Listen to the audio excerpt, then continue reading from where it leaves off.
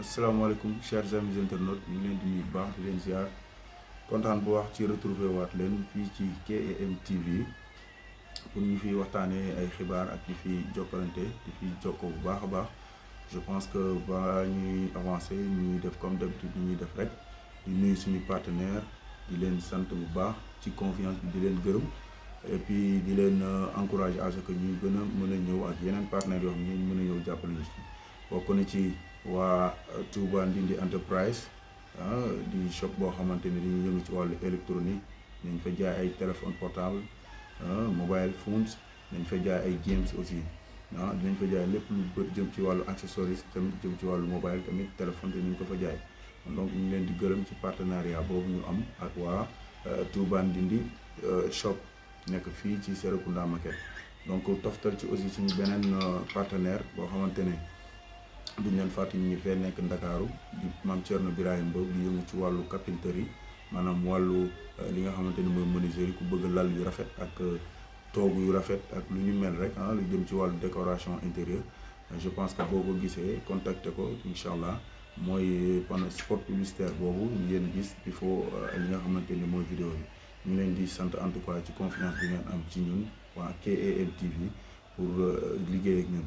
Donc tey nag li ñu bëggoon waxtaane je pense que actualité la et ñu bëri ñu ñuy poser la question et d'ailleurs sax maa ngi profiter ci occasion bi di sant ñi nga xamante ni ñoo ñuy suivre di commenter di liker ak di partager suñu ay vidéo ak di ñu jox confiance à ce que à chaque fois dañuy am li nga xamante ni mooy confiance ci suñu bopp pour di mën a jàkkaarloo ñi nga xamante ne mooy internet di waxtaan ak ñoom. Donc tey sujet yi ñu bëgg a aborder bokk na ci li nga xamante ne mooy diggante président Abdoulaye Wade ak ki nga xamante ne mooy président Macky Sall ak ki nga xamante ne mooy Karim Wade. Et je pense que ñoom ci suñu xalaat ay analystes rek lañu donc bu ñu jàpp ne dafa am fu ñu far wala dafa am fu ñu féetee bien vrai que tamit li gars yi di wax olof Njaay naan ragal féete day xañ a wërsëg donc am na fu ñu bokk mais duñ koy fësal donc malgré que ay nit rek lañ donc ci biir loolu ñoom dama jàpp ni li xew entre président Wade ak président Sall ak ki nga xam ne mooy Karim Wade donc nekkul lenn lu dul benn deal bu positif boo xamante ni ñoom ñoo ko programmé et je pense que président Wade dafa am lu mu waxoon nee na fii ak 50 ans une demi-siècle libéraux yi ñooy jiite Sénégal. Donc je pense que un politicien digne de son nom wala bu mag comme président Wade bu waxee loolu dina teg ay jéego yoo xamante ni dina fexe de telle sorte que li mu wax noonu nekk réalité. Ni mu ko tegee nag mooy ñëpp dégg nañ ay fi mu commencé autant fa lay commencé man tamit ñëpp dégg nañ ay problème mu 23 juin. Donc c'était juste que benn projet de loi boo xamante ni maître Abdoulaye Wade moo ko proposé woon pour ñu voter ko à l'Assemblée nationale moment boobu. Donc bu ngeen fàttalikoo jëmoon na ci li nga xamante ni mooy li jëm ci wàllu sommet OCI bi après ci la Karim ñëw jóge World Bank daal di ñëw pour jàppale papaam ci gestion wu état bi. Donc ci la ko jël jox ko ay fonctionnalités yu bëri ay ministères yu bëri bañ doon wax il est le ministre du ciel et de la terre. Donc ci biir yooyu noonu yëpp donc moo taxoon Abdoulaye Wade après bi nga xamante ne Karim Wade jox na ko poste yooyu noonu yëpp mu koy gérer comme il le fallait moment boobu. Donc te mu wax ne libéraux yi ñooy jiite Sénégal te xam ne ni diggante bi muy wàccee moom en tant que président ak bi Karim di faloo il faudra que un autre président dox ci diggante bi intervalle boobu mooy le président Sall l'actuel président du Sénégal. Et je pense que ci biir loolu bon biñ ko joxee fonction yooyu nag mu koy fonctionner mu koy doxal comme ni mu waree. Donc biñ demee bi ci biir il a fallu que ñuy créer ay affaires yoo xamante ne entre ñoom parce que Abdoulaye Wade daf ñu bëggoon a forcer Karim moo tax Sénégal d'ailleurs jamono boobu ñu ngi doon wax suñu dëkk bi du ay dëkk boo xam dañ koy donnanteeg yu ni mel. Donc moment boobu bi Sénégalais yi di wax loolu c'était juste que miinuñu woon Karim xamuñu ko woon de telle sorte que Abdoulaye Wade bëggoon nañu ko forcer. Et puis li nga xam ne mooy projet de loi bu jàlloon rek buñ ci tegee quelque temps peut-être quelques mois voire quelques années Abdoulaye Wade moom dafay lâcher kii bi li nga xam ne mooy pouvoir bi bu ko defee doomam moo ko doon succédé te donc loolu la ñuy ñu njortoon moo tax ñu ne woon loi boobu du jàll malheureusement loi boobu mujjul jàll parce que dafa indi woon ay problème Sénégal donc yu bëri donc bi ñu avancé un tout petit peu aussi ñu jàll ci biir après ci élection yi am ki nga xam ne mooy président Macky Sall daal di falu bi mu faloo nag y avait une liste de 25 personnes boo xamante ni dañ leen ciblé woon pour xam nga ne traque des biens mal acquis booy xool ñaari at yi nga xamante ne moom moo jiitu ci gestion wu état wu Macky Sall dafa liggéeyul dafa nekkoon di def ay jàppaate ay tëjaate affaire yooyu te donc 25 personnes yooyu noonu yëpp booy xool Karim rek lañ ci ciblé woon il fallait ñu ut ay yeneen nit yoo xamante ni dañ leen toftal ci loolu pour mën a couvrir li nga xamante ni mooy plan bi ba nit ñi duñ ko mën a comprendre boo defee nit ñi ne jàpp nañ diw xam nga fekk na seen li nga xamante ni moo nekkoon seen objectif moo doon fexe Karim nu ñu ko torturer ak nu ñu ko sonalee kese pour sénégalais yi mujjee bëgg ko ndax papaam ni ñu ko bëggoon a imposer jamono boobu les sénégalais n'étaient pas d'accord sur loolu xam nga ba tax na après dafa jaar beneen yoon boo xamante ne ginnaaw bi ñu bañee affaire votu loi boobu noonu après dafa jaar beneen yoon pour xam ne foofu rek la mën a jaar pour mën a fexe doomam accéder au pouvoir te ba léegi ñu ngi ci loolu donc diggante bi nag lu fi jaar bëri na donc Karim a été condamné tëj nañ ko xam nga voilà torturé ko ci biir loolu nag ci la ko sénégalais yi mujjee bëgg parce que Abdoulaye Wade li tax mu def loolu mooy xamoon na ni bu fi jógee keneen kii ñëw lay mën a utiliser am nu mu def ak moom teg ak moom deal boo xamante ne moo koy mën a permettre ñuy torturer doomam pour mu mën a jot ci cote de popularité bi nga xam ne moom la bëgg Karim am ko ci sénégalais yi parce que jamono yooyu ñu ngi doon wax sax Karim déggul olof nangam xam nga ay rumeurs yu nekk dañ ko doon dégg mais Abdoulaye Wade moom intelligent qu'il est donc moo tax mu jaar yoon boobu comme jaaroon na ci assemblée nationale pour jéem fa voter lu loi boobu xam nga mu mujjul jàll il faudra que mu jaar benn yoon donc yoon boobu mooy il a fallu que le nouveau président qui a été élu en ce moment muy le président Sall moom traque des biens mal acquis la nekkoon xam nga ci loolu ci lay jàppe nit ki sonal ko xam na ni Sénégalais dañ bëri yërmande et puis ku ñuy sonal voilà di ko torturer rek après ñoom dañuy mujjee ëlbi même bu fekkee da nga tooñ sax après dañuy ëlbatiku nekk à tes côtés donc ci biir loolu sonal yi ñu ko sonal pour tënk ko tëj ko torturer ko ñu naan ay jàpp nañ ko fii gauche à droite gaañ nañ ko hospitalisé nañ feebar na xam nga yooyu noonu yëpp c'était juste pour conquérir xoolu Sénégalais yi pour ñu bëgg ko comprendre biñ dawalee quelque temps après ci la affaire Khalifa Sall juddu xam nga élection yi ñëw ñu ne léegi voilà loolu yëpp c'était juste que pour ut lu ñu toftal ci li ñuy def Karim rek est-ce que comprendre ngeen je pense que di ngeen ma comprendre voilà ut lu ñu fooy toftal bu ko defee sénégalais yi ne Karim du ñu mën a comprendre deal bi ñu teg moom Ablaye Wade ak moom Macky Sall ak ki nga xamante ne mooy Karim comprendre ñu dawalee quelque temps après bon jugé ko di wër ay dem fu ne ci àdduna bi ñu ne sàcc na ay voilà presque ay 1600 1000 et quelques milliards donc loolu la ñu waxoon donc wër ay compte naan ay moom telle entreprise telle société nangam yooyu yëpp c'était pas vrai loolu nekkul woon lu am comprendre c'était juste que lu ñu bëggoon cote de popularité ki nga xam ne mooy Karim Wade mu augmenté ci biir loolu augmentation boobu réussir nañ ko parce que après par la suite ci la ay mouvement karimiste yu bëri juddu donc loolu yëpp c'était juste que sénégalais yi dañ doon sot ci loolu léegi pour que Abdoulaye Wade li mu doon tenté auparavant ci commencement bi le 23 juin réussir ko après ci beneen pari bi après beneen yoon bi mu jaar plan B bi mu utilisé ce qui veut dire que après foofu la amee réussite donc ci la mouvement karimiste yi bëri juddu ñëpp daal di ëlbati ko ànd ak Karim ci loolu noonu donc de papa moo ko créé ak Karim léegi nag ci biir loolu ñoom il fallait ñu def ba léegi ay simulation li ñu tubaab naan ay naxaate simuler mel ni lu am la fekk amul ci la Ablaye Wade nag ndem ji média yi parfois ñuy tamante dëmm mook ki nga xamante ne mooy mooy Macky Sall ñuy waxante ni n'importe quoi fekk na loolu noonu yëpp ay kii la woon rek mosuñoo réeroo man ci sama analyse personnelle man mosuma gëm ni voilà Ablaye Wade ak Karim Wade ak Macky Sall réeroo am na donc buñ dawalee quelque temps après problème Khalifa comme ni ma ko waxee xew na fi ak yu bëri donc ñu tëj fii Khalifa te affaire caisse d'avance boobu ñu tëjoon Khalifa Sall xam nga maire Dakar yi ko jiitu woon ñëpp ki nga xamante ni mooy Mamadou Diop ak ki nga xamante ne mooy Pape Diop ak ñoom ñëpp noonu lañ ni ñu doon doxalee gérer caisse d'avance bi noonu la ko Khalifa doon gérer mais il a fallu que ñu ut benn prétexte bu ñu teg pour mën a véhiculer mën naa ko waxee noonu pour mën a dérouler seen programme comme il le fallait comme ni ñu ko programmé woon xam nga léegi nag à un moment donné programme boo gis ñu teg ko rek day am limite day am fu mu yem ñu ne bu ñu eggee fii nii comprendre affaire bi war na mën a changer données yi changer ñu juboo affaire yooyu loolu nag ci lañ def prétexte li jënti li nga xamante ni mooy ñuy inauguration li nga xamante ni mooy Massalikul Jinaan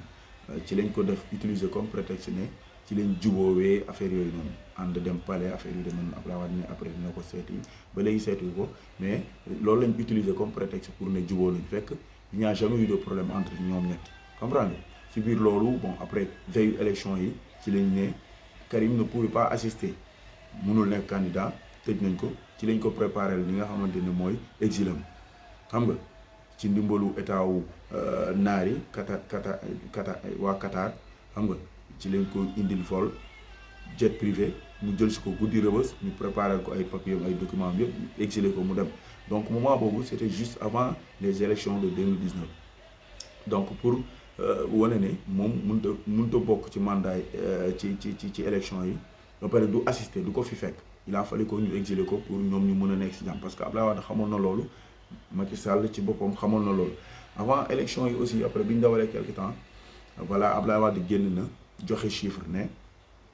voilà ki nga xamante ne mooy Macky Sall gagné na élection yi da koy sàcc à tant de pour cent 58% la kon je ne me rappelle plus du chiffre qu'il avait donné mais génnoon na wax loolu donc bi mu waxee loolu après bon pour Abdallah Dionne aussi génn na ne di wax nombre de candidats yi nga xamante ni ñoo war a bokk ci élection yi xam nga indi ay parrainage teg xam nga indi ay affaires yu bëri teg ay galgal yoo xamante ni da leen di permettre pour à ce que Macky Sall mën a faluwaat par A ou B parce que bu faluwaatul Karim du mën a fal en 2024 te loolu lañ programme ñoom ñett comprendre léegi Abdoulaye Wade veille élection yi ñëw na aussi candidats yi bokkoon na ci Issa Sall bokkoon na ci maître Madické Niang bokkoon na ci ki nga xamante ne mooy Idrissa Seck ak ki nga xamante ne mooy Ousmane Sonko candidat sortant bi moo nekkoon le président Sall ñoom ñoo nekkoon 5 candidats yi nga xamante ni ñoo doon jongante léegi nag pour ne pas am hésitation à ce que Abdoulaye Wade Macky Sall day dem deuxième tour wala déet parce que président sortant bu fi dem deuxième tour rek ici en Afrique en particulier laa wax li ci ëpp la majeure partie day daanu kooku du faluwaat donc pour ñu bañ a dana màtteeg du màtte bu ko jox sa loxo léegi nag moo tax Abdoulaye bi mu ñëwee def retour ku nekk ñi nga doon xalaat naan dafa war a jàppale Idrissa Seck dafa war a jàppale Sonko wala Idrissa wala ki nga xamante ne mooy Madické Niang moom ay figurant lañ woon rek ñoom dernière minute lañ leen wax ne seen parrainage baax na comme ku ci mel ni kii donc nu mu tuddati Madické Niang moom dernière minute lañ mujjee accepté li nga xamante ne mooy candidature am ba mu ñëw Abdoulaye Wade def li nga xamante ne bàlleen ma Abdoulaye Wade mooy def li nga xamante ne mooy simulation pour wane ni moom àndul ak moom ci loolu wala yu ni mel moo tax bi mu ñëwee au lieu mu ànd ak kenn ci 4 candidats yooyu wax mu Macky Sall de Macky Sall moom du mës a ànd ak moom parce que loolu la ñu gëmloo nit ñi que ni ñoom dañoo am problème dafa jàpp doomam nangam fekk na loolu yëpp ay faux débat la comprendre léegi nag bi mu ñëwee Abdoulaye bi mu ñëwee ñëpp dégg nañ ñu wax bu kenn voté lakk leen carte yi taal leen bureau de vote yi urne yi bu kenn voté loolu la ki nga xam ne mooy président Wade loolu la waxoon excusez-moi bàyyi ma donc bi mu waxee loolu ci la ñëpp nag xam ne nag fii y a quelque chose parce que ku nekk yaa ngi doon xalaat ni day jàppale Idrissa wala day jàppale ki nga xamante ne mooy Ousmane Sonko wala yu ni mel fekk Abdoulaye Wade du jàppale kenn parce que moom dafa am poids électoral bu muy peser ci li nga xamante ne mooy kii bi mooy vote bi léegi nag bu waxee day jàppale kenn moom Abdoulaye Wade ñi nga xamante ne dañ koo xam ànd ak moom xam nga farak moom dañuy obligé votel ki nga xamante ni mooy moom la wax pour ñu votel ko ci ñeenti ñooñu moo tax pour bañ ki nga xamante ne mooy Macky Sall dem deuxième tour te il lui faut un deuxième mandat moo tax mu wax jooju léegi su ne woon nañ jàppale Idrissa Seck wala nañ jàppale Sonko wala nañ jàppale keneen donc ñooñu mu jox ndigalu pour ñu votel ñu mu wax pour ñu jàppale dañ koy voté te waa deuxième tour day am deuxième tour bu amee rek Sall day daanu Macky Sall day daanu te bu daanoo mooy Karim Wade du falu en 2024 parce que beneen président mooy dox ci diggante bi te bu ñëwee kooku lu ñu planifié woon yëpp day mujjee yàqu moo tax Abdoulaye Wade ñëw wax loolu comprendre ñëw ne bu kenn voté nañ lakk bureau de vote yi nañ lakk kii yi Macky Sall sàcc na élection yi gagné na à 59% xaw ma la waxoon xaw ma 40 xaw ma 58%. donc loolu yëpp ça a été bel et bien programmé par ñoom ñett léegi nag li ñu bëggoon mooy cote de popularité ki nga xam ne mooy Karim yokk ci diggante bi loolu ils l'ont réussi parce que Karim comme ni ma ko waxee mouvement yi judd nañ ñëpp bëggaat ko te bu muy voté lu loi boobu sénégalais yi dañ doon wax ne suñu nguur du ay donnante à ce que voilà yow président Wade daf lay da ngay yor suñu nguur ba mu neex la nga jël sa doom jébbal ko yu ni mel loolu la sénégalais yi gise woon moo tax ñu wax loolu moo tax ñu doon loi boobu le 23 juin boobu du jàll soo bi ñu demee ba quelque temps après nag ba loolu yëpp passé bon ci biir diggante bi après ñi ngi wax ne voilà Abdoulaye Wade xam nga dafa war a seeti Macky Sall loolu la ñu waxam mais ba léegi seetiwu ko ba léegi ñu ngi ci procédure di dérouler seen programme bi nga xamante ni moom lañ tëral pour fal Karim en 2024 gis nga ñi fi nekk nii yëpp ay Ousmane Sonko ay ñenn peut-être moom lañ mun a jàpp ne moom mooy ki nga xam ne mooy leaderu opposition bi waaw ñoom ñëpp gis nga bis bu Karim nee cëpp Sénégal bu boobaa la ñuy xam ne ñoom pesé wuñu dara ci affaire bi parce que ñu bëri ñi nga wax Karim dafa daw dafa nii dafa naa fekk dawul ñoom dafa am lu ñu planifié te il faudra que le moment venu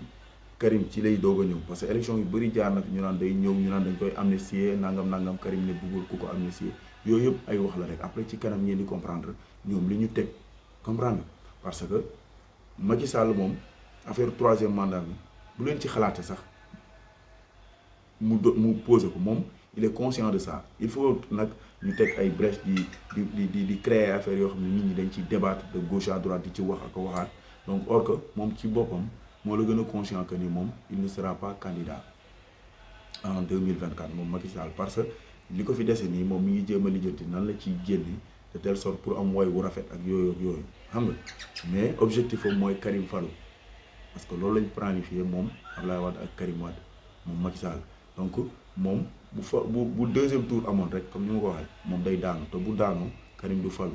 te la plupart comme ni ma ko waxee président bu dem deuxième tour rek président sortant bu dem deuxième tour rek da ngay daanu ci ay élection donc loolu moo taxoon ñu planifié ko noonu et je pense que voilà du ma fi nekk di guddal parce que ñi nga xamante ni ñu may déglu xëy na dinañ comprendre li may wax nii donc noonu la procédure boobu demee mais Karim Wade moom li ñu koy jiiñ ñooñu naan moo ko sàcc yooyu yëpp c'est faux xam nga affaire bi yóbbu nañ ko CEDEAO fu nekk ñu yóbbu ko fa mais mënuñoo am dëgg état bi mënuñoo am dëgg ci kaw Karim Wade li tax mooy nañu planifier loolu état bi voilà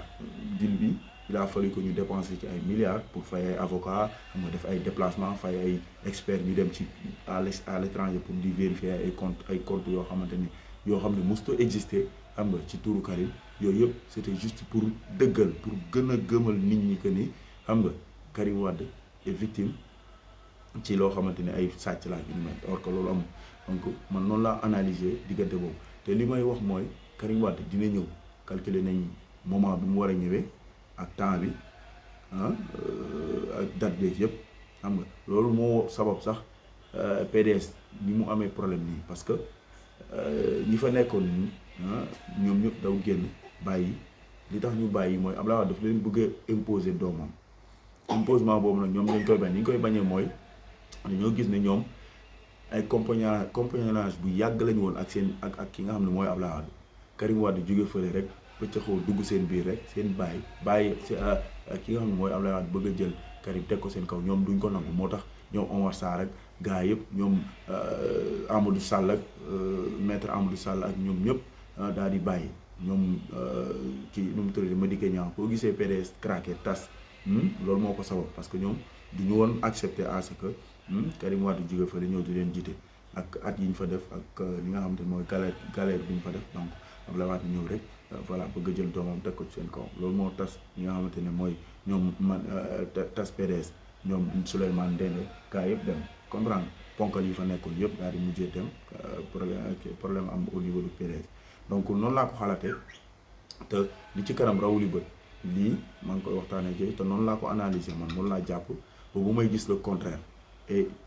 je ne pense pas que dinaa gis le contraire parce que ñoom seen objectif yëpp kii di Macky Sall mii di wax ay dauphin yi ñu koy waxal fii ay ñii yëpp loolu yëpp amul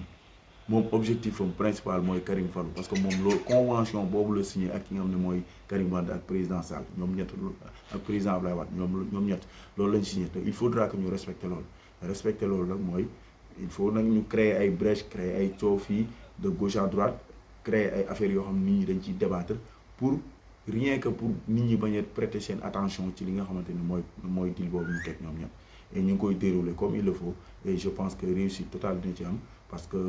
voilà en 2024 bu ñu ci yàlla yóbbu jàmm nañu xam ne Karim Wade mooy falu parce que nit ñi bëgg nañ ko déjà te jàpp nañ ni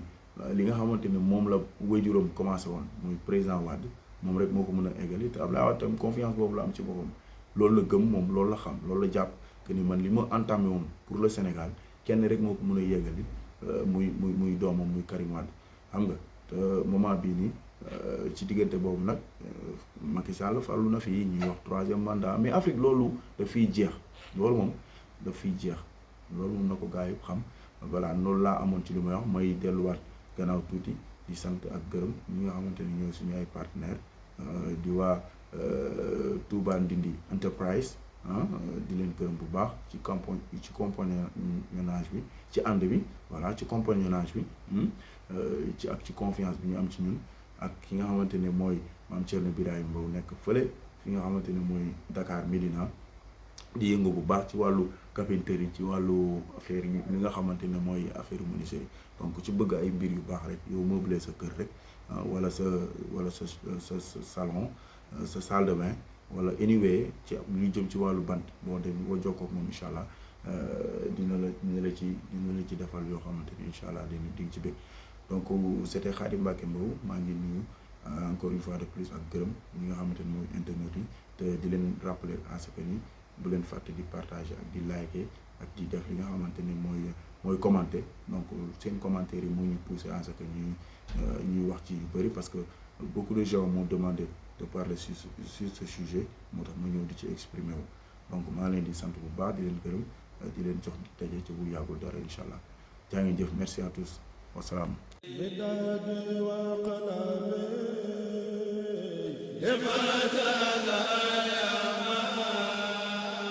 Hamad